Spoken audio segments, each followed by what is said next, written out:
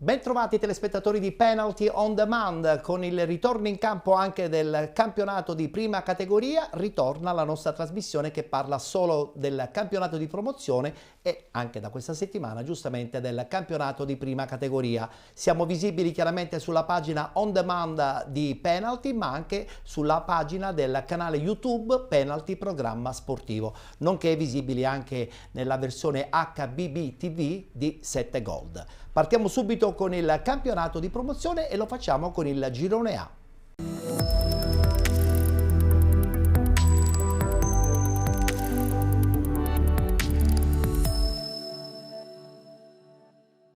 Si è giocata la terza giornata, guardiamo subito il tabellino dei risultati. Parmonval batte Partinico Audace 2-1, Alba Alcom 1928 Gemini Calcio 0-0, Cus Palermo batte Marsala 2-0, San Giorgio Piana batte Città di San Vito Lo Capo 2-1, Empedoclina batte i Carenze 3-1, pareggio tra Camarat e Casteltermini 2-2 ed infine pareggio anche tra Giardinellese e Bagheria 1-1. Accoppiate in testa per quanto riguarda il campionato di promozione, in questo girone A al primo posto abbiamo San Giorgio Piana e Parmonval con 9 punti, 6 punti per Città di San Vito Lo Capo, 5 punti per Gemini Calcio e Cus Palermo, 4 per Bagheria e Camarat, 3 punti Empedoclina, 2 punti Casteltermini e Giardinellese insieme all'Alba Alcamo 1928. Marsala e Partinico Audace 1 punto, chiude la classifica Liccarenze con 0 punti.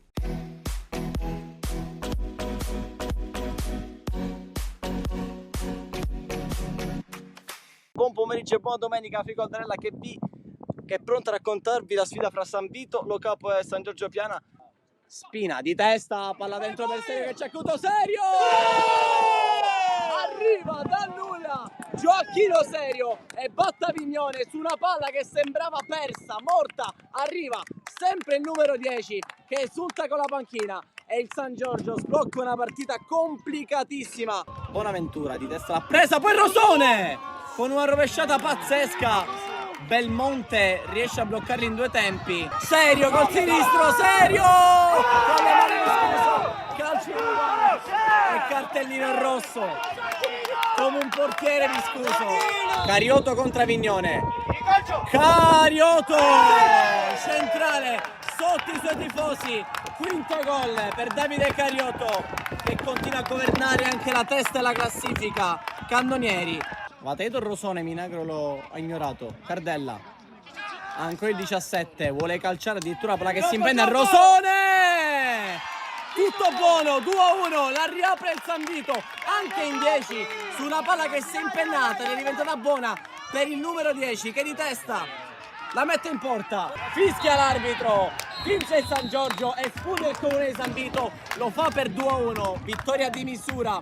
Forse la partita più sofferta delle 3 giocate in questo genere di promozione, ma il San Giorgio continua a punteggio pieno, scappa al San Vito e raggiunge momentaneamente in vetta classifica la Parmonval.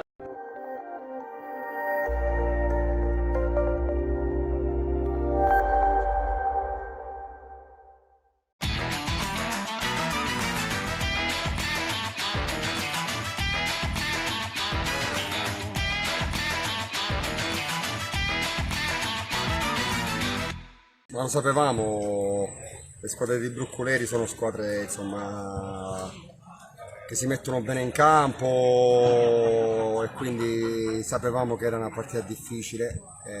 Poi quel gol là a freddo un po' ci ha stordito, però insomma i ragazzi hanno dato, dobbiamo trovare ancora la quadra, ma lo sappiamo, perché essendo una squadra comunque nuova certe volte andiamo in difficoltà.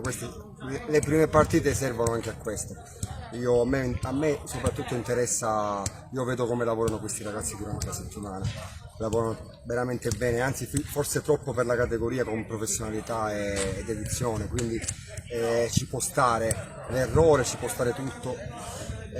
Loro hanno avuto sull'1-0 un paio di imbucate, però noi credo che nel secondo tempo abbiamo sbagliato qualche ripartenza di troppo, anche qualche gol pure sotto porta. Diciamo che è una partita sofferta, però secondo me ai punti meritata.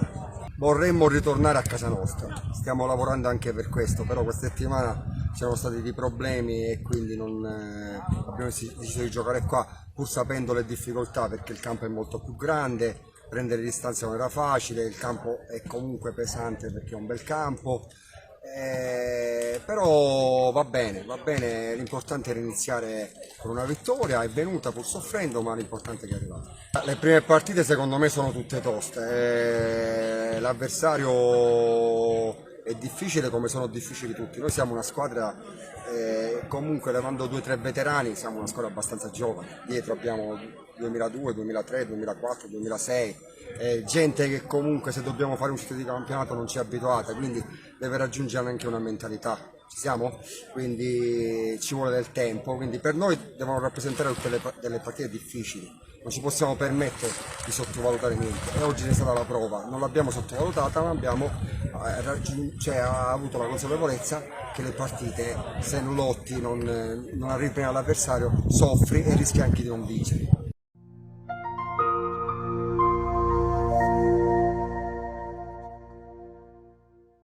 E parliamo adesso del girone B.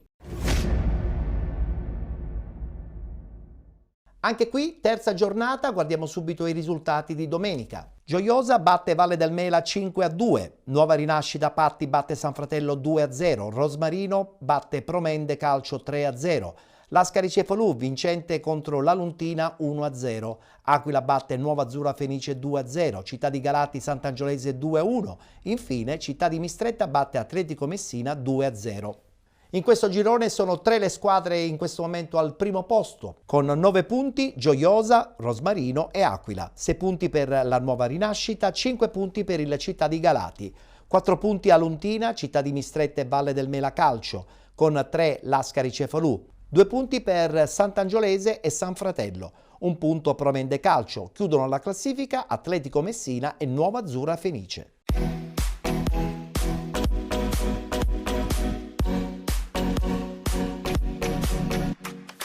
Non si ferma la corsa della capolista Gioiosa che davanti al pubblico amico batte nettamente il Valle del Mela confermandosi in testa al girone B di promozione a punteggio pieno. La squadra di Silvestri giocando anche un bel calcio e avendo nel suo motore un balde in più annichilisce la squadra di Giammoro sin dalle battute iniziali. Infatti al sesto di gioco i Granata passano già in vantaggio proprio con Balde che dopo aver superato l'intera difesa giallorossa mette alle spalle di Scibilia l'1-0 per i suoi e che di fatto spiana ai locali la strada verso la vittoria. Ma è una gioia che dura poco. Al 26esimo infatti il Valle del Mela ciuffa il pareggio con Sciliberto, lesto a deviare in rete il tiro di Mondo per il gol dell'1-1 e che gli vale come secondo centro in campionato, il terzo stagionale. Il Gioiosa però non ci sta e dopo il tentativo di Balde al 32esimo messo in angolo dal tocco di Scibilia, i Granata si riportano in vantaggio dal corner successivo ancora con Balde che di testa anticipa tutti facendo così Gioiosa 2 Valle del Mela 1 e per il classe 95 senegalese è doppietta personale e nono centro in appena 3 gare giocate. Nella ripresa sono ancora i locali a sfiorare in apertura il tris per 2 volte, prima con Comeglies che al 50esimo chiama Scibilia agli straordinari e un minuto dopo con la botta dal limite di Fridriksson che trova sulla sua strada il decisivo intervento del portiere. Il Valle del Mela è comunque in partita e al 52esimo solo il decisivo intervento di Garnero nega a Sciliberto la gioia del gol. Rete che sul capovolgimento di fronte trova invece il Gioiosa con il neo entrato verso che dal limite fulmina Scibilia con il destro per il gol del 3-1 e che gli vale come primo sigillo del campionato, il secondo stagionale. Ma al minuto 67 gli ospiti ritornano in partita grazie al solito Sciliberto, lesto a ribadire in rete il tiro di Scattareggia respinto dal portiere per il gol del 2-3 e della sua doppietta personale. Il Valle del Mela ci crede e subito dopo ci vuole ancora un super intervento di Garnero per negare a Sciliberto la rete del pareggio. Così dal possibile 3-3 sul ribaltamento di fronte il Gioiosa cala il poker con Zurka che da pochi passi deve solo spingere in rete il pallone del 4-2 che gli vale come terzo centro in campionato. All'80esimo il Valle del Mela rimane anche in 10 uomini per il rosso diretto che il signor Florena mostra al lembo reo di scalciare Lubab. Il Gioiosa approfitta subito della situazione e 2 minuti dopo chiude i conti quando il neo entrato Portello con un destro secco dal limite infila sotto la traversa il pallone che vale il definitivo 5-2 per il Granata e la sua prima rete del campionato.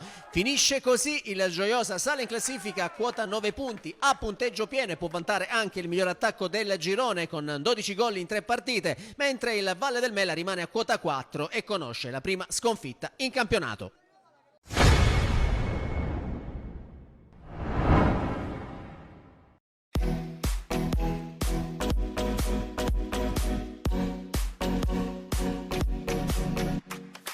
Continua il momento magico della Rosmarino che agguanta la terza vittoria consecutiva su 3 e rimane in vetta in coabitazione del Gioiosa in attesa della gara dell'Aquila. Prima frazione soporifera e con striminzite emozioni racchiuse in poche azioni degne di nota.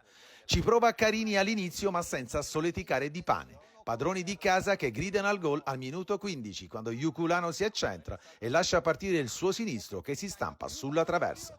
Rete che non arriva nemmeno prima del duplice fischio di Matranga quando Frisenda tenta la via della rete senza inquadrare lo specchio da posizione decentrata. La ripresa si apre nel segno della Rosmarino che prova a bucare la rete di Benfatta dopo 50 secondi, ma la conclusione dalla distanza di buon tempo si perde alta sulla traversa. Il vantaggio si materializza un minuto più tardi quando Michalizzi respinge la sfera sui piedi di Cangemi che di esterno gonfia rete di Benfatta. Intanto passano i minuti e la pioggia in modo copioso continua a scendere sul Pippo Giacobbe e le due squadre fanno fatica a disegnare trame di gioco. Gara che si accende al 60° quando De Gregorio dà un buffetto avvenuto scatenando una gazzarra che costerà cara al 9 giallorosso e a biondo della Rosmarino reo di aver anche lui colpito leggermente Mendolia. Da lì a poco Matranga di Palermo dopo un sopralluogo decide di sospendere la gara per l'impraticabilità del campo. Atleti negli spogliatoi per una quindicina di minuti e il cessare dell'incessante pioggia consente ai 22 di ritornare in campo, con la Rosmarino che tenta il raddoppio in 2 occasioni, dapprima con Iuculano ma Benfatta gli sbarra la strada e qualche minuto più tardi con il tiro dalla distanza di Venuto che viene deviato in corner. Preludio al gol del raddoppio che giunge al minuto 77 quando da pochi passi Iuculano, su assistenza di Cangemi, sigla la sua prima rete in campionato indirizzando il match sul binario Granata. Punto esclamativo al match 6 minuti più tardi quando un delizioso assist di Zingales trova pronto Calabrese di testa a gonfiare la porta di Benfatta e chiudere definitivamente il match. Finale di gara con l'estremo di casa Di Pane che nega ai giallorossi il primo gol in campionato in 2 occasioni. Prima Carini non approfitta di una deliziosa imbucata e successivamente doppia conclusione dei ragazzi di Bitto, ancora Carini prima e c'era solo dopo, ma il numero 1 Granata si supera abbassando la saracinesca. Triplice fischio e terza vittoria per la Rosmarino che continua a sognare e vede all'orizzonte la gara di Coppa dei 16esimi di finale ancora al Pippo Giacobbe con il Città di Galati mercoledì. Promende che rinvia ancora l'appuntamento con la vittoria e con i gol in questo campionato e lavorerà tutta la settimana attendendo domenica prossima allo Scirea proprio il Città di Mistretta.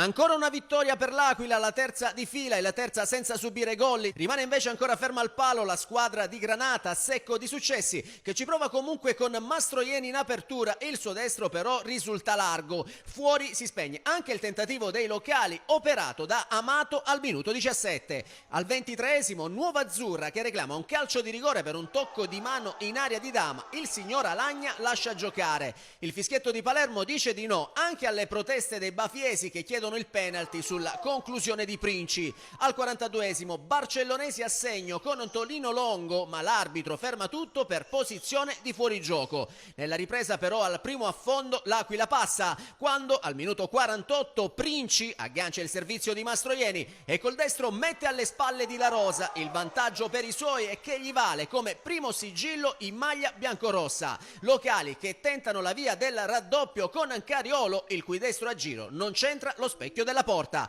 Bersaglio che sul ribaltamento di fronte non trova nemmeno l'ex Stefano Pugliafito, il cui destro si perde al lato. Poi al 66esimo Cariolo, servito da Lopresti, troverebbe la via del raddoppio, ma anche in questo caso il signor Alagna ferma il gioco per offside. È buono invece il gol che lo stesso Cariolo firma 3 minuti più tardi, quando da pochi passi mette in rete il tiro di Lopresti, facendo così Aquila 2, Nuova Azzurra 0. E prima rete in campionato anche per l'esperto attaccante biancorosso, la seconda stagionale dopo quella siglata in Coppa e sempre contro i barcellonesi. Bafiesi che nel finale avrebbero anche la palla del tris, ma il destro di San Martin finisce alto. L'Aquila sale in classifica, quota 9 punti, rimane invece a 0 la Nuova Azzurra.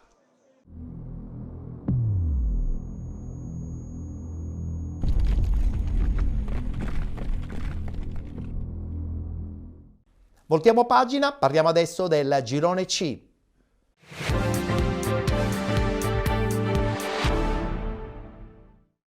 Terza giornata anche in questo girone C, guardiamo subito i risultati. Aci Galatea e Caggi 1-1. Nicosia batte Santa Domenica Vittoria 1-0. Belpasso 2014 e RSC Riposto 0-0. Real Suttano batte Sant'Alessio 1-0, Città di Aci Sant'Antonio Real Aci 1-1, Villarosa San Sebastiano batte Città di Calatabiano 5-0, Valdinisi Calcio batte Città di Aci Catena 5-1.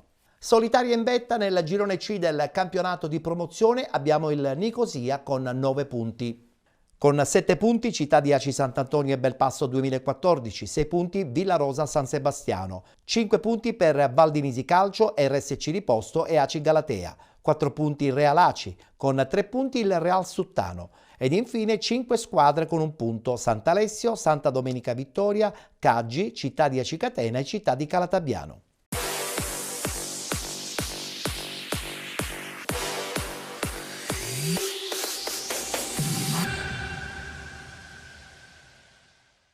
Vecchio Comunale di Cireale, terza giornata del campionato di promozione siciliana. Il Caggi di mister Camarda, reduce dalla sconfitta interna contro il Belpasso, rende visita all'Aci e Galatea. Direzione di gara affidata al signor David Bartolotta della sezione di Palermo, coadiuvato da Calarese e di Cruse della sezione di Messina. Al quinto di gioco, primo sussulto di marca Aci Galatea con la punizione messa dentro per Indaco e non impatta la sfera, il quale si perde comodamente a fondo campo. Al 18esimo si scuote il Caggi con Mannino che allarga per Saglimbeni. L'imbeccata dentro per lo Iagono, la prima è smorzata, il secondo no, a porta sguarnita, porta in vantaggio gli uomini di mister Camarda al Vecchio Comunale. La firma di lo Iagono e va a esultare sotto la tribuna. Minuto 29, Vitale alza un campanile, la sfera arriva a Spina che da buona posizione con il destro però sorvola abbondantemente la trasversale. Va così in archivio la prima frazione di gioco sul parziale di 0-1, decide sin qui la marcatura ad opera di lo Iagono. Passiamo allora con le nostre immagini al film della ripresa. Un buon Caggi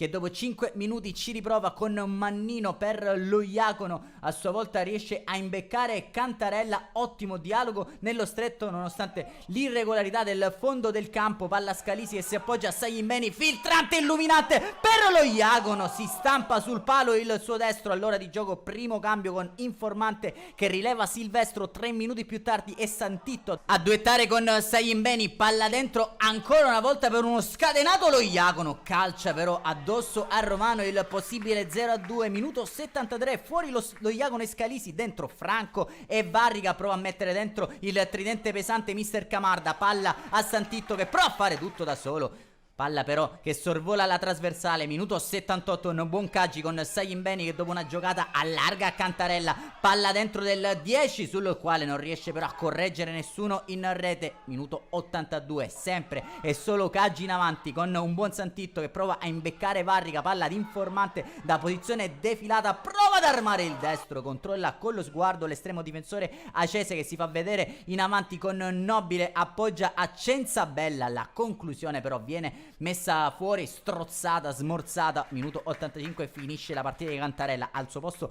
dentro Bambara, settimo minuto di recupero, arriva la beffa per il Caggi con il corner per la testa di Nobile, svetta più in alto di tutti e batte Vecchio per il gol che sa di beffa, 1-1 al 90+7 dalla battuta del calcio d'inizio. Il Caggi prova a manovrare bene il pallone, sfera lunga per Varrica che si appoggia a sua volta ad Informante. Per poco il classe 2006 non trova il jolly da 3 punti al minuto 98, il mancino sibila vicino al palo, termina così la sfida tra Aci e Galatea e Caggi, primo storico punto della compagine del presidente Marinello in promozione. Appuntamento come al solito alla prossima.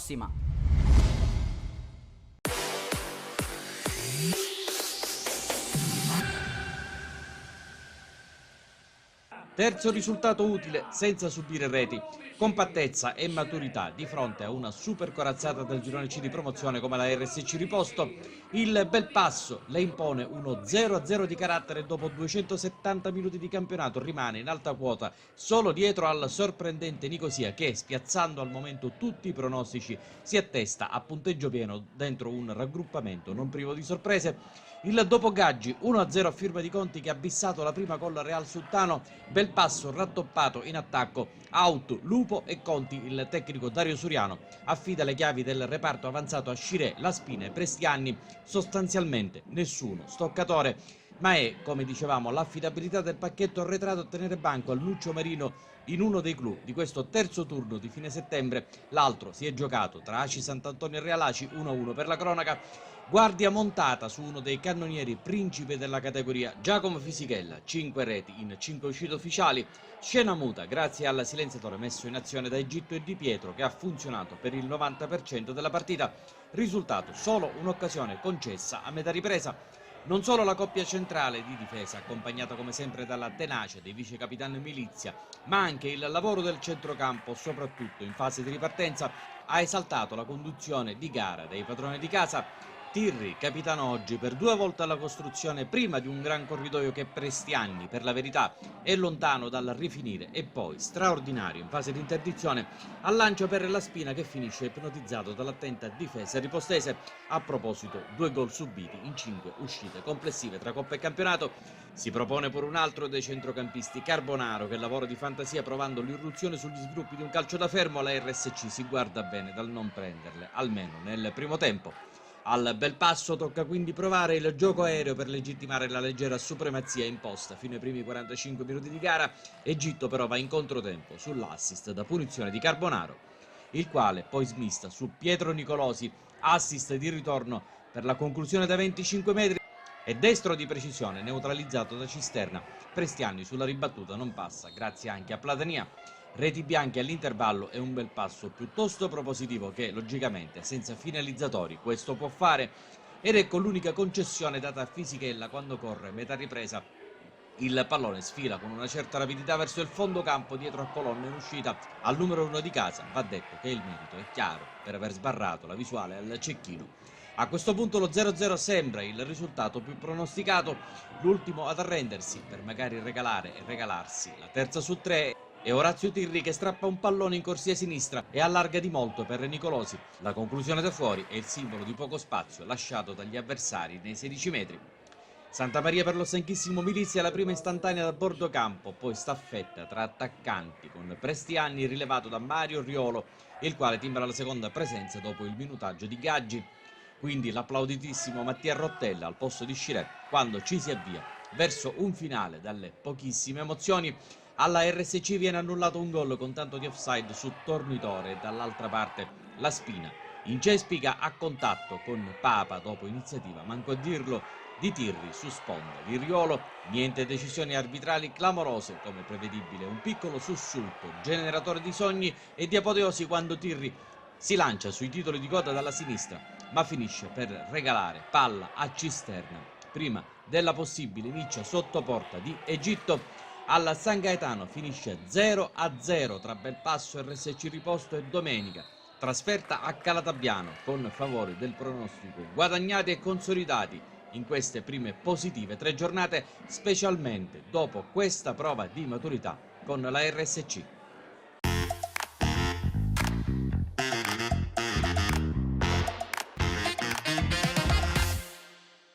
Diciamo che oggi incontravamo una delle squadre attrezzate per vincere il campionato, abbiamo preparato la partita per come doveva essere preparata. Eravamo deficitari di tante assenze, però i ragazzi che hanno sostituito i compagni si sono fatti trovare tutti pronti, siamo riusciti a imbrigliare l'avversario in un modo quasi perfetto e non nascondo che un po' di amarezza c'è perché alla fine si poteva fare anche qualche gol.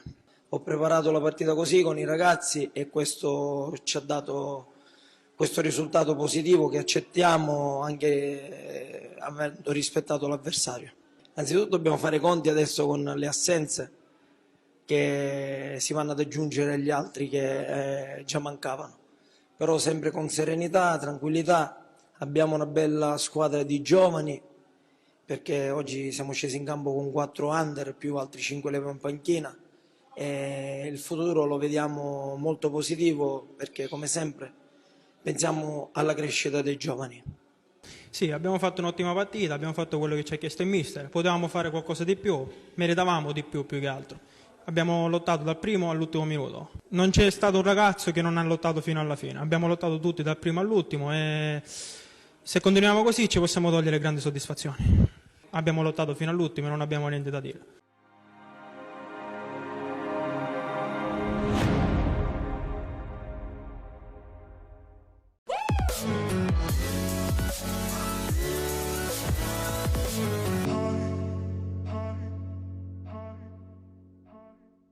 È solo la terza giornata di campionato, ma è già big match. Il Realaci fa visita ad una delle pretendenti alla vittoria finale, il Città di Sant'Antonio, ancora imbattuto in stagione reduce da 2 vittorie consecutive.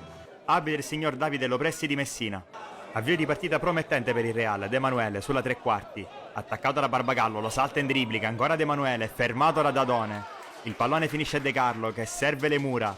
Le Mura rientra sul mancino, uno sguardo al centro, serve Carbonaro, spalla alla porta. Si riappoggia sulle mura, Le Mura per Valenti che è solo, ma scivola sul più bello. Pallino del gioco nelle mani del Realaci, Bonnici. Può avanzare, da uno sguardo anche in profondità. Lancio per Carbonaro che liscia il pallone. Arriva prima De Emanuele che combina subito con Carbonaro. Carbonaro attacca la porta, cerca il destro. Fuori bersaglio. D'Angelo all'indietro per Dadone. Dadone va al lancio lungo. Svetta di testa Sardo. Controlla di prima intenzione Le Mura salta Radone, ancora Le Mura al limite dell'area, prova il mancino, di poco al lato. 32esimo, Bonnici riesce a liberare nonostante il pressing di un avversario. Le Mura tiene in gioco il pallone, scambia con De Carlo, si fa vedere Carbonaro, si sovrappone Le Mura, servito da Carbonaro, attacca sulla destra del Realaci. Le Mura all'1 contro 1, il cross al centro per De Emanuele di testa. Prima presenza e primo gol per Luca De Emanuele. Il Realaci in vantaggio al Comunale di Sant'Antonio. Continuano a spingere gli acesi. Cerra trova Strano. Salta Gallo, si appoggia su De Emanuele. 1-2, ancora Strano. La finta, manda al bar Bella. Il destro da fuori. Respinge Citriglia. 42esimo, punizione di Leotta. Verso Lopresti, atterrato da Cannone. E calcio di punizione per l'Aci Sant'Antonio. L'arbitro estrae il cartellino giallo, Cannone era già ammonito. Il Realaci resta in 10 uomini al 42esimo del primo tempo. Vibranti proteste e granata, non per il fallo ma per il provvedimento arbitrale. Ultima azione del primo tempo, rinvio dal fondo di Bucalo. Testa di De Emanuele, controlla Carbonaro. Si fa vedere Le Mura, parte Le Mura e solo. Si presenta a tu per tu col portiere, Le Mura, il destro. Respinge Citriglia col piede. Nella ripresa prova ad alzare i ritmi l'Aci Sant'Antonio vista la superiorità numerica. Barbagallo sventaglia sulla sinistra, capisce tutto De Carlo. Poi Strano, Strano, per le mura, anticipato da Barbagallo senza fallo per l'arbitro. Grassi Bertazzi vede il taglio di Lopresti in aria, il mancino, palo! E poi Marraffino anticipato miracolosamente da Valenti. Scocca l'ora di gioco, Moschella per Sanfilippo. Sanfilippo vede Marraffino dentro per Lopresti, posizione regolare, Lopresti il destro! L'Aci Sant'Antonio ha trovato il gol del pareggio e 1-1, firmato da Marzio Lopresti. Reazione veemente del Real, rimessa lunga di De Carlo, stacco di Dadone, stop di De Manuele, il sinistro! Strepitosa parata di Citriglia. 10 minuti alla fine, Genovese per Moschella, rinvio lungo, grande controllo di Lopresti di fisico contro Sardo, Lopresti la mette dentro, tocco di Tola e Bucalo non riesce ad evitare il calcio d'angolo. Grandi proteste stavolta per i santantonesi, volevano il mani di Tola. Sempre padroni di casa in attacco, Gallo scambia con Di Mauro. Ancora Gallo, riesce a far passare per Lopresti attaccato da Sardo e Bonnici, Lopresti la assist per Sanfilippo il destro, fa la barba al palo. Ultimo minuto di recupero, calcio di punizione per l'Aci Sant'Antonio, finisce a terra Marino colpito da Genovese, Marino reagisce, Genovese accentua platealmente la caduta e per l'arbitro è Marino ad andare sotto la doccia, chiude in 9 il Real Aci. Non c'è più tempo, finisce 1-1 tra Città di Sant'Antonio e Real Aci. I Granata hanno disputato un ottimo primo tempo, forse il migliore della stagione. Una frazione rovinata da un'espulsione più che controversa che ha cambiato gli equilibri. Il bicchiere comunque può considerarsi mezzo pieno per come si è poi sviluppata la partita. Conquistare un punto giocando un tempo intero in 10 uomini è sicuramente positivo e muove comunque la classifica. Ma è un pareggio che fa già parte del passato perché il calendario è fitto di impegni. Eravamo partiti bene, eravamo riusciti a sbloccare il risultato, stava andando tutto per il meglio, purtroppo poi c'è stata questa espulsione che ci ha fatto cambiare un po' i piani di come si era preparata la partita e niente, purtroppo l'arbitro l'ha vista in questo modo e niente, andiamo avanti. Diciamo che come si era messa la partita loro sono un attimino un po' galvanizzati da questa nostra espulsione e diciamo ci hanno aggredito bene, erano messi con 4 attaccanti a volte. Perciò era un po' difficile avere un po' il pallino oppure ripartire. Comunque alla fine il pareggio può stare anche bene e niente, speriamo in un futuro migliore. Chiudiamo il tabellino del campionato di promozione presentando il girone D.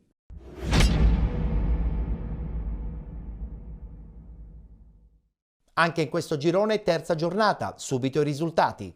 Frigentini batte Mascalucia San Pio X 5-1, Pro Ragusa batte Scicli 1-0, Vizzini Calcio batte Mister Bianco Calcio 1-0, Priolo Gargallo batte Città di Canicattini 1-0, Città di Avola 2020 batte SC Palazzolo 2-0, Megara vincente 3-0 contro il Villaggio Sant'Agata ed infine Vittoria batte Virtus Ispica 2020 7-0. Un terzetto a guidare questo girone D del campionato di promozione. Vittoria, Frigentini e Megara con 9 punti, 7 punti Priolo e Città di Avola 2020, 6 punti per Pro Ragusa e Vizzini, 4 punti per lo Scicli, 1 punto SC Palazzolo ed infine con 0 punti Mister Bianco Calcio, Città di Canicattini, Mascalucia San Pio X, Villaggio Sant'Agata e Virtus Ispica 2020.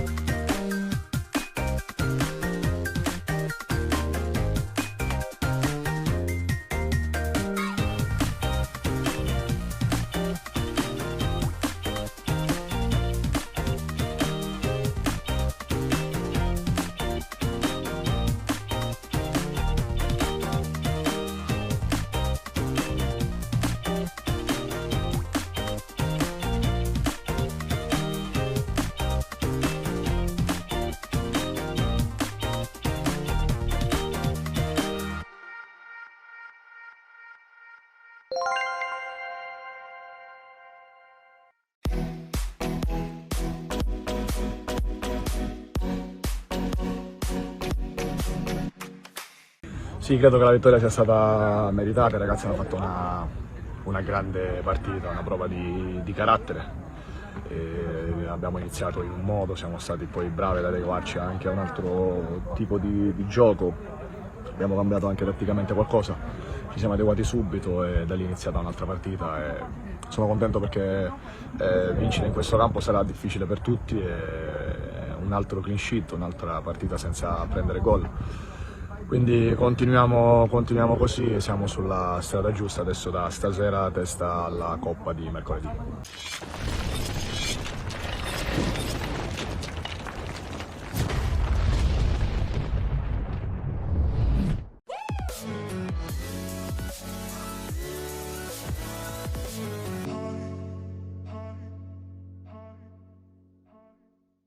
Si è vista subito una squadra più concentrata, magari non è stata una partita bellissima sul piano del gioco, soprattutto il primo tempo, però i ragazzi ci hanno messo cuore, ci hanno messo voglia, intensità e il secondo tempo volevano vincere questa partita, veramente hanno dato tutto.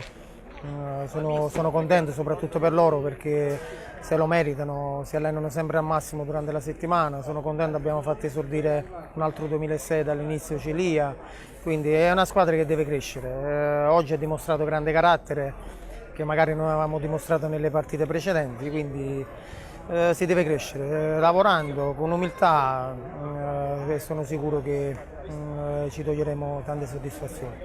Io lavoro sulla collettività, quindi io voglio, non ho 11 titolari, ma ho una rosa di 20 ragazzi tutti allo stesso livello, quindi gliel'ho detto che quando c'è un cambio, quando si fa un cambio, diventano determinanti soprattutto i cambi, o perché devi recuperare o perché devi mantenere il risultato, quindi oggi chi è entrato benissimo, si è fatto trovare pronto e siamo contenti così. Sono lì per questo, quindi fino a quando pariamo deve essere ordinaria amministrazione, il problema è quando non lo facciamo, quindi è giusto che sia così, non ho fatto niente di eccezionale, i ragazzi sono stati bravissimi perché veramente abbiamo fatto una partita attenta, dopo che avevamo preso tantissimi gol in queste partite, oggi siamo riusciti a non prendere gol con una squadra forte, organizzata e quindi ha un valore importante per questo motivo, perché abbiamo dimostrato per la prima volta di essere compatti e questo era importante. È stata una partita difficile perché sapevamo di avere di fronte un avversario ostico, un avversario che sa ripartire, che ha qualità e che sa anche difendersi.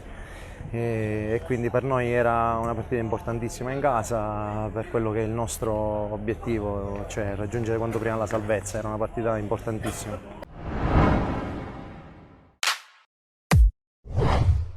Abbiamo chiuso con il campionato di promozione e adesso via con il rullo dei risultati e le classifiche dei 7 gironi del campionato di prima categoria.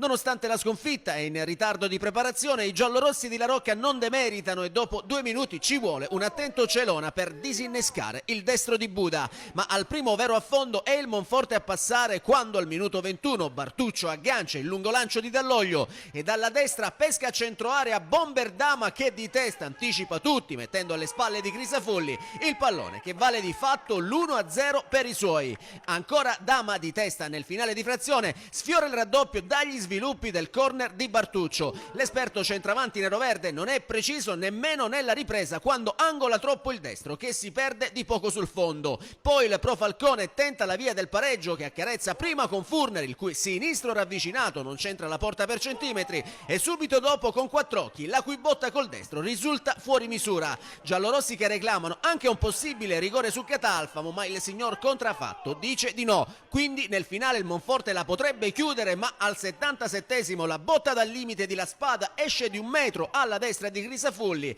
e poi la sua conclusione ravvicinata al 92esimo è deviata in angolo dall'estremo giallorosso.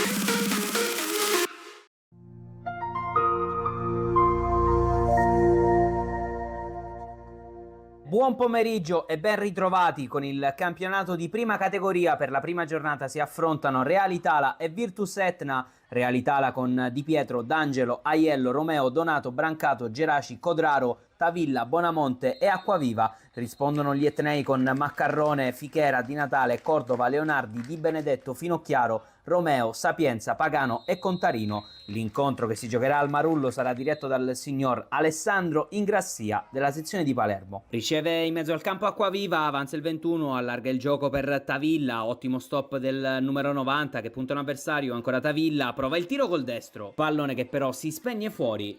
Ottimo lancio per il Real Itala che si propone in avanti con Tavilla, c'è il pallonetto, pallone che finisce quasi in porta ma arriva la chiusura perfetta di Fichera sulla linea. Rivediamo l'intervento decisivo del numero 2. Attacca la Virtus Etna sulla destra, buco difensivo del Real Itala, quindi Sapienza con il cross in aria, stacca Pagano che batte Di Pietro per l'1-0, la sbloccano così i neroverdi. Rivediamo lo stacco di testa di Pagano, utilissimo per il vantaggio della Virtus Etna. Rimessa laterale per il Real Itala, controlla Bonamonte, grande appoggio per Acquaviva, respinto dal portiere.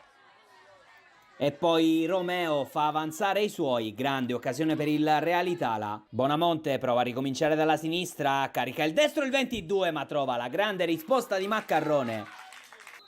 Punizione per il Real Itala, pronto ad andare Tavilla, respinge Maccarrone, il pallone arriva nella zona di Codraro, prestato da un avversario, ricomincia per Brancato, quindi Acquaviva si propone sempre Codraro, Acquaviva prova il tiro in porta. La sua conclusione però finisce alta sopra la traversa, parte Acquaviva diretto in porta, ma anche stavolta si salva la Virtus Etna. Brancato controlla un pallone, cerca compagni da servire, pallone in verticale per Trimarchi, c'è lo scambio con Bonamonte, ancora Bonamonte, torna dalla 19 che colpisce col tacco. Il pallone però termina ancora una volta fuori, fischio di Ingrassia, si va al riposo sul parziale di 0-1. Ottimo pallone nella zona di Tavilla che ingaggia un duello con un avversario, ancora Tavilla, cerca spazio, Tavilla riesce nell'accelerazione, cross in mezzo per Crimi che spreca da 2 passi, Real Itala vicino al gol del pareggio. Bonfiglio si propone sulla destra, si stacca Geraci, lo stop del 7, ancora Geraci da posizione defilata, conclusione di pochissimo fuori. Attenzione perché c'è l'attacco della Virtus Etna, Sapienza, gran numero su un avversario, ancora Sapienza, il pallone per Contarino che non riesce ad inquadrare la porta difesa da Di Pietro. Punizione Virtus Etna, parte Cordova con il destro e respinge Di Pietro. Attacca il Real Italia, riceve Crimi che mette in mezzo un pallone per Bonfiglio! È suo il primo gol in campionato, si riparte sempre nel segno del 9, ha segnato Giovanni Bonfiglio. Rivediamo il cross di Crimi, perfetto per lo stacco di testa di Bonfiglio, che anticipa Di Natale sul primo palo e batte Maccarrone per l'1-1. Adesso ci crede il Real Italia, Acquaviva riesce a servire Bonfiglio che stoppa ancora Bonfiglio, pallone per Tavilla che libera il destro. La sua conclusione però è troppo larga rispetto alla porta. Attacca adesso la Virtus Etna che recupera il pallone con Pagano, Pagano guarda la porta ma Di Pietro neutralizza in due tempi. Acquaviva cerca un varco sulla sinistra, ancora Acquaviva, il pallone per Bonamonte, poi lo scarico per Bonfiglio. Mancino potente ma leggermente impreciso e fischia 3 volte in grassia, finisce 1-1.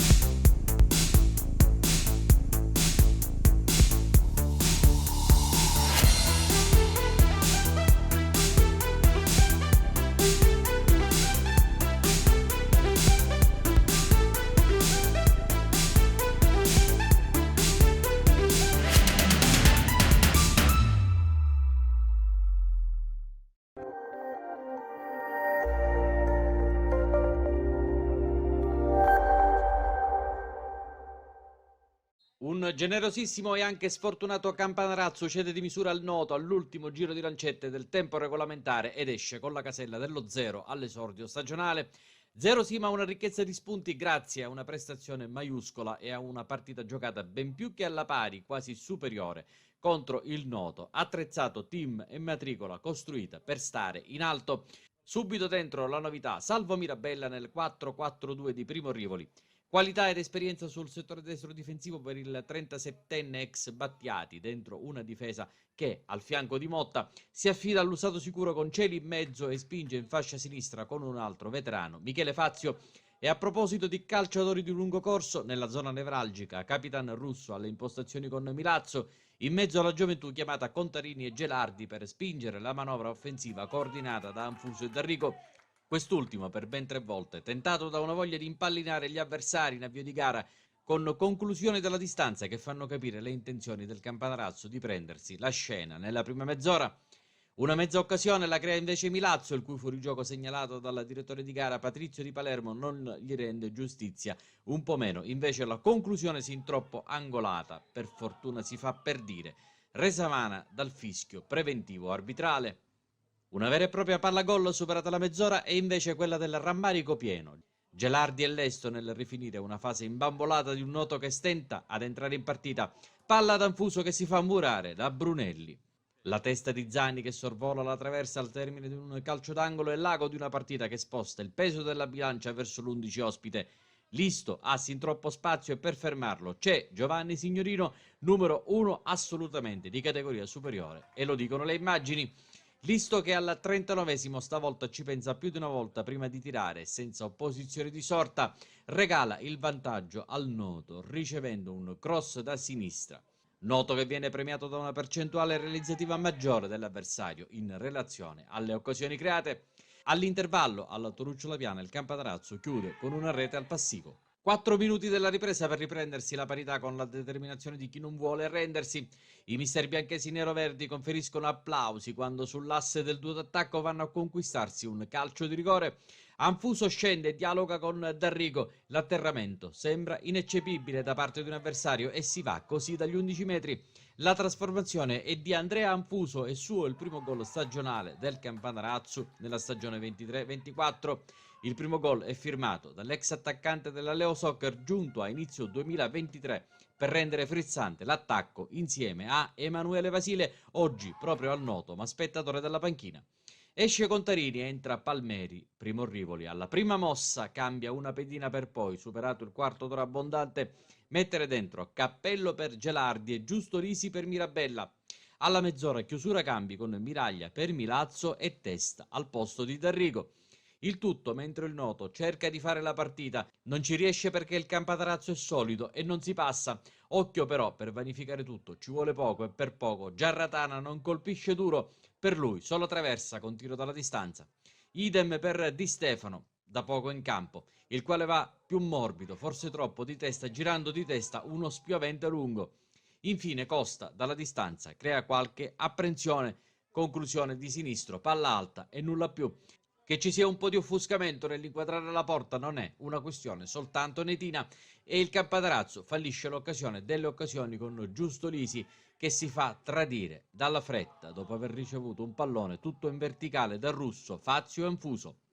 Brutto segnale perché al minuto 89 Di Stefano, al secondo tentativo, irrompe dal limite e aggirando la retroguardia mister Bianchese va a nozze per il gol partita che beffa i locali, arrabbiati a questo punto come non mai e decisi a riprendersi di nuovo il match in pugno per quel che resta da giocare. Al 93esimo Russo confeziona l'ennesimo pallone da centrocampo, Giusto Lisi con cautela vede partire Michele Fazio, il tiro da fuori è un'altra beffa più scottante forse del gol incassato poco prima e il palo condanna ingenerosamente il Campatarazzo alla sconfitta per 2-1 contro il Noto. Certo un KO diverso rispetto a quello primo severo incassato un anno fa. E quindi è foriero di buoni auspici per l'immediato futuro la trasferta di Biancavilla in casa del Motta sabato in anticipo contro un avversario di calibro che si candida a essere la sorpresa del girone E di prima categoria.